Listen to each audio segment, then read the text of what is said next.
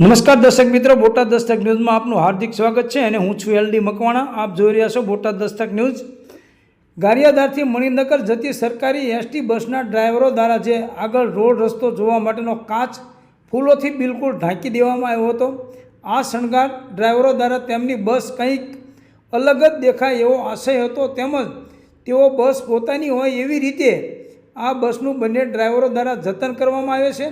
આ બસ તેમની પોતાની રોજીરોટીનું સાધન હોય એક લાગણીથી શણગાર કરેલ હતો, તેમજ જે પ્રાઇવેટ બસ હોય એવી પોતાની આ મણિનગર અમદાવાદ બસ લાગે એવો તેમનો નેક ઈરાદો હતો, પરંતુ તેમાં RTOના નિયમ વિરુદ્ધ હતું અને આ બંને ડ્રાઈવરોને જ્યારે બોટાદ દસ્તક ન્યૂઝમાં સમાચાર પ્રસિદ્ધ થયા એટલે પોતાની ભૂલ સમજાણી માટે હાલ ડ્રાઈવરો દ્વારા સંપૂર્ણ રીતે ફૂલોના હાર તોરણ ઉતારીને કાચ બિલકુલ ખુલ્લા કરી દેવામાં આવ્યા છે।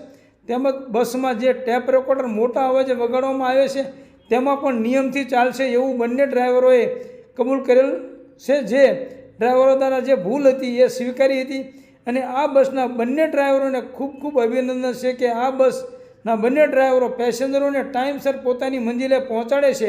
ત્યારે ડ્રાઈવરોએ પોતાના ખર્ચે બસમાં કરેલ શણગાર કાઢી લીધેલ છે। એ શણગાર પેસેન્જરોને સારું દેખાય એ માટે કરેલ હતો, પરંતુ આ શણગાર અકસ્માત નોતરે એવો હતો। હાલ ડ્રાઈવરો પોતાની ભૂલ સ્વીકારી હતી અને બસના કાચ આગળથી અડચણ દૂર કરી RTOના નિયમ મુજબની બસ કરી દીધી છે। Reporter Mukesh S Kantariya, Gariyadhar, Botad Dastak news, LD Makwana, Botad.